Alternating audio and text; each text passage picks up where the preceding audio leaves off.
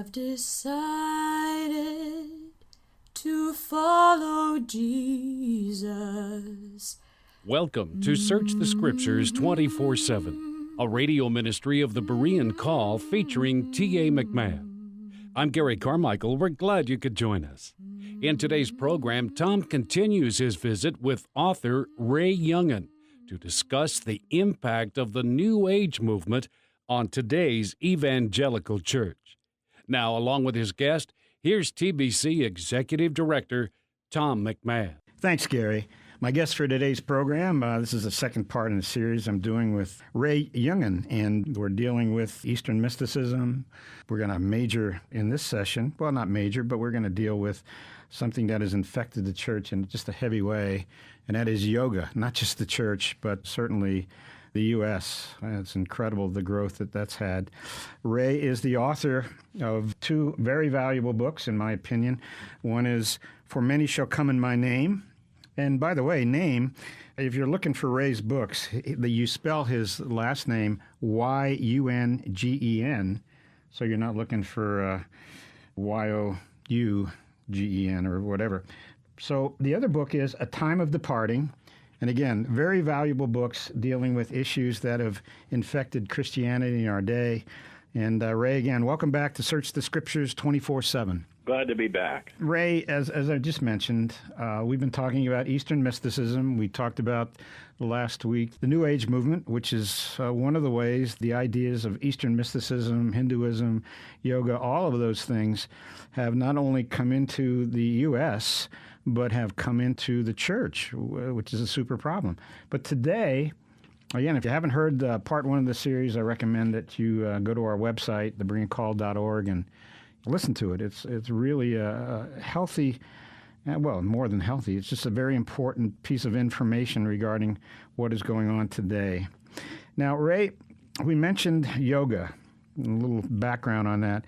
You know, I grew up in a small town in southern Ohio, so this is back in the 50s and the 60s. But incredibly, yoga was available for people who wanted to participate in it. And guess where? At the YMCA in our small town of Portsmouth, Ohio. That's where you could go to take those classes.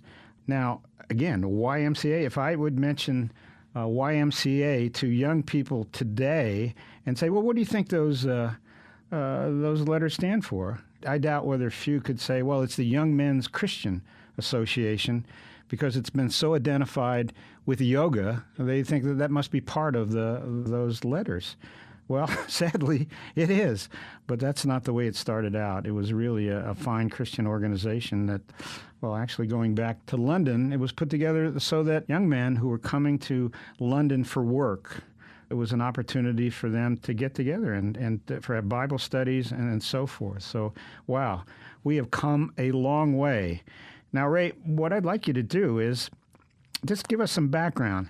How did yoga become so popular here in the U.S.? Well, first of all, it has to be established that it is extremely popular and that it's grown tremendously. In 1992, I think it was Time or Newsweek did an article called The Boomers Turn to Yoga. You know, the baby boomers turn to yoga.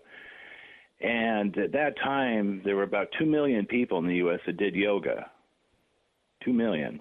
Now, the number has mushroomed to 20 million. 20 million.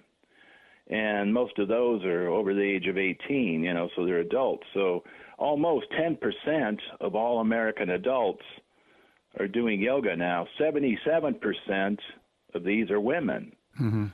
So yoga has become deeply embedded in most every aspect of American culture and society, specifically not just yoga studios, but in fitness centers, in health clubs, in gyms, in retirement homes, you know, YMCAs, YWCAs, senior centers across the board, colleges, universities. Mm-hmm. In Portland, Oregon, probably something like 15,000 students a year take yoga classes just through the community college system there. You know, yoga is become part and parcel of American culture. Mm-hmm. Now, the thing is, you mentioned that this is a problem for the church. Well, why is this a Ray, before you go there, All right, so we established this is growing. This is huge. I mean, I remember, when we moved to Southern California, lived in Santa Monica. We've been in Oregon for 20 years, but going back to Santa Monica, because we have family and relatives in Southern California, you couldn't find a corner of the city of Santa Monica, hardly. I'm talking about central downtown Santa Monica, that didn't have 2 or 3, not just yoga practices, yoga clubs or exercise programs, but you have yoga fashion. I mean, everything is incredibly connected. Now, all right, that being said, tell us what yoga is. Give us an understanding of yoga. Yeah, many people probably think the word yoga is Hindu for exercise. That's a common misperception, that yoga is just stretching to make you healthier. And that's one of the major attractions to yoga that's made it so popular, is that it promises you a more flexible, slender body. And usually when you see in magazines, fitness magazines, when you see people doing yoga, they're very attractive. Mm-hmm. Also, when you see people doing the meditation in the lotus position, usually it's a young woman in her 20s or maybe 30s, and she's very thin and, looks very glamorous. So that's the attraction, is, it's going to make you healthier and perhaps sexier. What people need to understand is that the word yoga means union, like being united with something, being connected or bound to something. Yeah, yoked would be another term. Yeah, yoked. Yeah, yoga, yoked. Yeah, the words are almost similar. Like hooking up horses to a carriage or whatever. And what that something is the Hindu concept of God. Brahman. In fact, at the beginning and end of every yoga class, now I don't know if this is done in like fitness clubs, but most likely, but certainly in yoga studios, the teacher will put her hands together in a prayer type thing and bow and go namaste, and the students will do the same thing. And at the beginning and end of every yoga class, this is like one of the rituals. And what that means is the God in me bows down to the God in you. Mm-hmm. Now, I want to read, this is from a book called Yoga and the Quest for the True Self. And I'm going to read this, and then I'm going to compare this to what Christianity teaches. Okay. Now, what I'm about to read is not just some maverick or some just one guy's opinion. Like certain movements can be somewhat eclectic or multifaceted, with different opinions. Now, what I'm about to read is the basic philosophy of yoga. If you go to any yoga studio, any yoga teacher, and ask them, is this true, they will say yes. And I think you'll recognize that, Tom. Mm-hmm.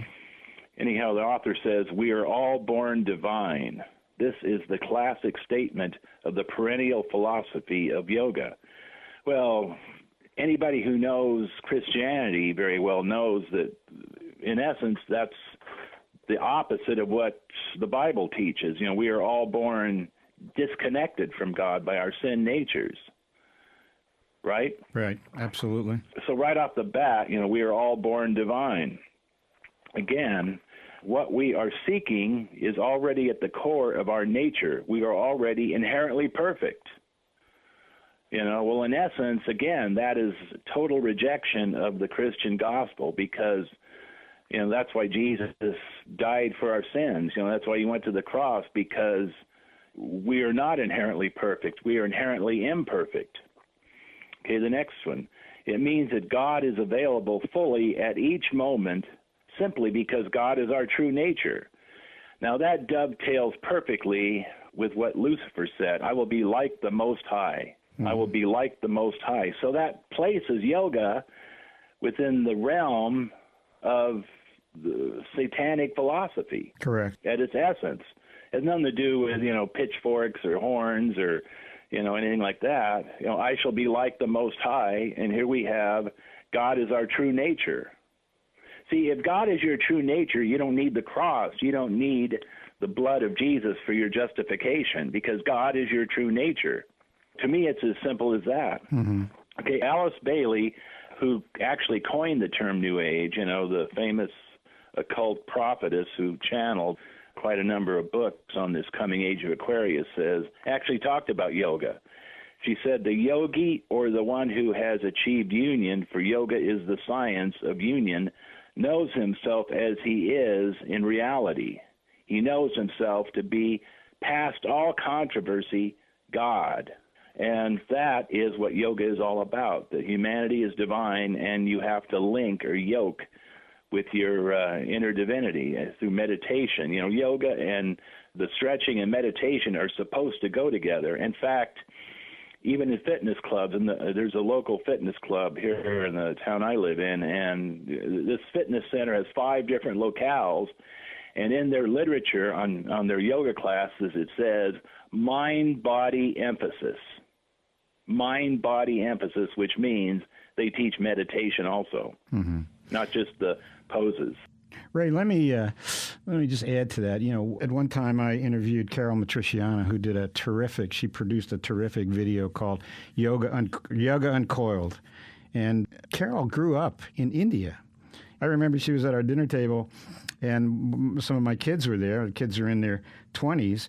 And she explained to them that no one that she knew who was a Hindu, they wouldn't practice yoga until they were later in their years, whether 50s or 60s or whatever. And the reason being, she explained to my kids, was that yoga is not for health. It's for death. It's for dying. It's for getting ready to either be reincarnated or going through the next stage of their life, that they're dying to this world, dying to their bodies, and so on. It's incredibly, as we said in the last program, experiential. It's spiritual/experiential. Now, I want to talk about the popularity, the growth, the incredible growth of this movement of yoga in the U.S. Ray, let's go back to the Beatles. Okay. They're looking for some higher reality. You know, even John Lennon said they were more popular than Jesus, but they were looking for a higher God. And their guru was Maharishi Mahesh Yogi. So that put him before the world in terms of a spiritual leader. And then he came to the U.S. With his form of spirituality, which he called the spiritual regeneration movement. Now, Ray, as you know, because of the Beatles backing him and so on, that became very popular. But the people who objected, they took him to court because they tried to get this into schools. And because it was a religion, he got dismissed from that program. However, that was in the late 70s. And then he changed the name of the spiritual regeneration movement to Transcendental Meditation. And now it was no longer religion, according to them, although it was pure Hinduism. It was no longer religion. Now it was a scientific way. And, I mean, the rest is history. Not only did he open the door for himself, but he opened the door for all the other gurus, really, who were evangelists for Hinduism. We had here in Oregon, just maybe 100 miles from us. Just north of Bend. Yeah. So that was the guru with the 88 Rolls Royces, which is Bhagwan Sri Rajneesh. But there were many others, those who influenced people in Hollywood. There was Swami Muktananda, exactly, who initiated hundreds of thousands into Kriya Yoga. There was Sri Chinmoy. There was Swami Satchidananda, who spoke to 500,000 people at Woodstock. So what we have here, Ray, now we have the missionaries here on our turf homogenizing Hinduism so that it would become more acceptable to to Americans. Now, having said that, what happened? I mean, now let's go to yoga and the practice of yoga, and let's move into various forms of meditation, which I know you want to talk about. So pick it up from there. Oh, yeah. Yoga and meditation are virtually synonymous. That's what you do. See, you've heard of the 8 limbs of yoga? Go ahead. Mm-hmm. It goes back, I think, thousands of years. There was this individual in ancient India who formulated yoga and said there were 8 limbs to it. And I'm glad you brought this up. This is very important. What I'm about to say is very important to your listeners. Now, remember I talked about Borders? Mm-hmm. The bookstore? Before? I was always researching. Okay, I would go to the sports and fitness section of Borders. Okay, not the religious section. The sports and fitness section. And usually there would be anywhere from like 4 to 4, 5, 6 shelves on yoga. Very popular, extremely popular. And there'd be literally scores of books on it. And most of these, practically all these, had something to do with improving your health. Mm-hmm. Hardly any of them had anything on the title that had to do with, religion. Become a Hindu or an introduction to Hinduism. It was always on, improving your spine or being more relaxed or flexible, something to do with health. Mm-hmm. Virtually every one of these, like 97%, when you look through them, you would find a whole page with the chakras. A whole page, and then they would have the various chakras, and then they'd have their functions. And you would find terms like samadhi, kundalini, self-realization, superconsciousness. And these were all the very core of Hinduism. These terms were the very essence of Hinduism. But yet they were in the fitness section, and these books were on how to become healthier. And I thought that was very significant because people were being drawn to yoga because of the health, what they thought would make them, healthier and being better able to cope with the stresses of life. But in essence, they were being led straight into the religion of the chakras. Now, perhaps most of your listeners don't know what chakras are. Well, chakras in yoga are these so-called energy centers. They're not physical. You can't cut somebody open and see their chakras. They're like called the subtle body. And when one meditates, which is what you're supposed to do in yoga, these energy centers are activated by this spiritual energy called the kundalini or serpent energy that goes surging up the spine. And this is the essence of what we're talking about, mysticism. And you can go to any yoga teacher and ask them about chakras and kundalini, and they will say, yeah, that's what yoga is all about. Yoga is about activating this subtle energy. And this subtle energy will go surging up the spine, activating these chakras. Okay, the top two chakras are why Christianity can never be compatible with yoga. The sixth chakra, called the third eye chakra, when that one opens, you have psychic powers, clairaudience, clairvoyance, et cetera, and Deuteronomy 18 specifically condemns that. But when the seventh chakra opens, the crown chakra, that is the most blasphemous, because when that one opens, you have self-realization. You know that you are divine, that you are God, And that is why, to all the people listening, yoga can never be compatible with Christianity, because in Christianity, simply man, or Judaism for that matter, man is not God. Right. Ray, as we talked earlier, before we started recording, you have a great concern about Reiki, R-E-I-K-I, as a form of mysticism. Explain that to us. Okay, Reiki is basically is something called energy healing, and this may sound crazy to a lot of your listeners. In fact, I've had people actually refuse to talk to me anymore because they thought, it was like believing in Bigfoot or UFOs. But Reiki is where someone will actually channel energy into a person. Actually, it's based on the chakras.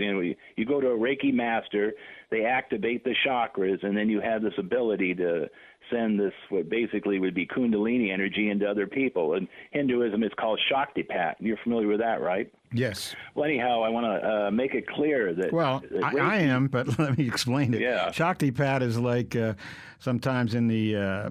it's laying hands on somebody and pretty much inducing a power within them. Sometimes it's done with a peacock feather, whatever it might be. Go ahead. Well, with Reiki... it's generally their hands, and they don't have to put their hands on you. They can just put their hands above you, and they channel this energy. And anyhow, I have some quotes. This is from a book called Essential Reiki. Okay, the Reiki guides are a group of discarnate, that means non-physical healers, that take part in every Reiki healing. The Reiki 1 practitioner is probably not aware of them, but with Reiki 2, they begin to make themselves known. In Reiki 3, they are running the whole show. Okay, in the Reiki News magazine, one practitioner says, during every attunement ceremony, and that's how you get Reiki, you don't learn it, or you're not taught it, you're attuned by a Reiki master, I am always aware of the presence of my Reiki guides. Okay, this is a master in Portland, Oregon, in our neck of the woods here. And she says, I work with as many as 20 spirit guides during my Reiki treatments. They are my spiritual family. Many Reiki practitioners can feel the presence of their Reiki guides. Mm-hmm. So, now Ray, for